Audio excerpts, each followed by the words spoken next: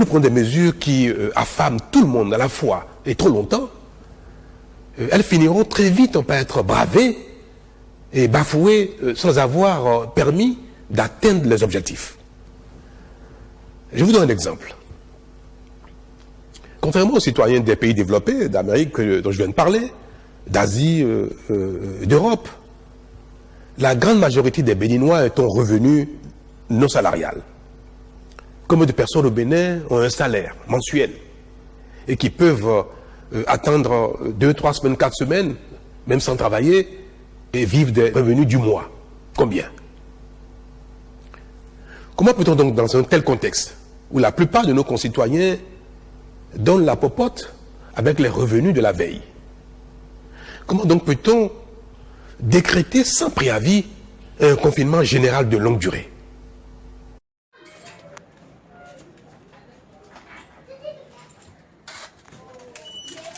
Bonsoir monsieur. Oui, bonsoir. Excusez-nous du dérangement. Comment vivez-vous le confinement? Et en même temps, comment vous voyez l'évolution du Covid-19 en Afrique? Bien. Ça tombe vraiment bien. C'est vous là qu'on voulait voir depuis aussi, qu'on souhaitait rencontrer dans les rues, passer par là. Merci beaucoup d'abord pour la question. C'est une question à double volet. Hein? Pour votre première question, le premier volet, je dirais que le confinement, je le vis très très très mal. Je le vis très très mal. Pourquoi je dis ça? Vous savez, moi, avant les 2 semaines là, je pesais 168 kilos. Aujourd'hui, je suis à 32 kilos. Ça veut dire que je vis mal depuis les 2 semaines là. Pendant les 2 semaines, j'ai mal vécu. J'ai vécu très très mal. Franchement. Aucune mesure d'accompagnement n'a été appliquée avec la mesure et avec les conditions données à la population. Vous voyez que là, en ce moment déjà, je suis en train d'aller à la route pour essayer d'acheter les Nike, essayer de faire vite pour ne pas que les gens ferment déjà leur boutique. Vous voyez que c'est très très mal. On vit mal. On ne sait pas si c'est la sorcellerie, on ne sait pas quelle forme de machin on nous inflige comme ça, mais on vit avec. Je ne peux pas dire on va faire comment. Non, ça doit cesser. Merci, non, monsieur. Pour l'Afrique, je n'ai pas encore fini de parler. Pour l'Afrique, vous savez, là vous commencez à énerver les gens. Pour l'Afrique, hein, ça là, je peux dire que en Afrique ici, on veut faire comme en Occident. Tout en oubliant que l'Occident et l'Afrique, c'est pas la même chose. C'est pas pareil. Regardez les autres, ils sont confinés chez eux, mais ils ont des vivres qui leur sont apportés chaque semaine, par jour même. On vient donner. Mais en Afrique, bêtement ma boule, on accepte comme ça là. Et là maintenant là, je souffre là. Nous on souffre, on fait comment? Les 2 semaines se sont écoulées. Trop, c'est fini. Covid ou pas Covid, on sort, on bouge, on meurt, on meurt. Merci. Oui.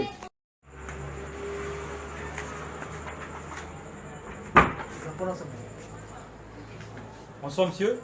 Ah, bonsoir, très cher monsieur. Vous êtes lavé les mains avant de venir chez les gens? Bien sûr, oui. Parce que l'État a dit qu'il faut se désinfecter, il faut se laver les mains. Bien. Monsieur, comment vivez-vous le confinement ici et quelle est la situation du Covid-19 au Gabon? Ah, ok. Merci beaucoup, monsieur, pour la question. Je vais me présenter, faire preuve de sagesse et de politesse. Voilà, moi, c'est monsieur Fox, la puissance. Le nom de mon père, c'est le nom du savant de toute la République du Gabon, monsieur Malono, M-A-L-O-U-N-O. Voilà, monsieur Malono. Donc, pour revenir à votre question, vous disiez la situation du Covid, du confinement. Comment vivez-vous le confinement voilà. Ici et quelle est l'évolution du Covid-19 au Gabon? D'accord. Premièrement, je vais dire que le confinement, nous le vivons tel que souhaité par les autorités, disons, par le gouvernement, mais pas comme nous sommes entendus. Parce que je sais que dans de vrais pays, le gouvernement doit avoir l'entente avec la partie civile. Donc, pour ma part, le confinement, je l'ai vécu 1 semaine, j'étais bien. Parce qu'au début, ça fait plaisir d'être à la maison avec ses enfants, ses locataires, voilà. Mais après 2 semaines, vraiment, monsieur, vous voyez, j'ai perdu du poids. Vous voyez, j'ai perdu du poids. Oui, donc, le confinement, je le vis mal. Parce qu'il n'y a pas de mesures d'accompagnement prévues pour les circonstances. Voilà, c'est ça. L'État n'a pas pu faire. Bon, je ne sais pas si c'est l'État ou c'est nous-mêmes qui devons chercher à donner nos mesures d'accompagnement par-ci, par-là. Hein, d'où je lance déjà un appel à tous les opérateurs économiques du Gabon, tous les hommes là, hein, vous qui avez l'argent, vous qui montez, vous faites au go par-ci par-là, on a l'argent. C'est maintenant là on veut voir qui a l'argent pour essayer de se cotiser, disons, pour un peu améliorer, pour faire des mesures d'accompagnement comme les autres l'ont fait passer de part et d'autre. Voilà, merci. Donc, le prolongement du confinement ne vous arrange pas? Aïe, aïe, aïe, aïe, aïe. Voilà un grand problème qui va tuer le Gabonais. Je ne sais pas si l'État a prévu de prolonger le confinement, mais je vous dis, autant arrêter le confinement et essayer de trouver une alternative.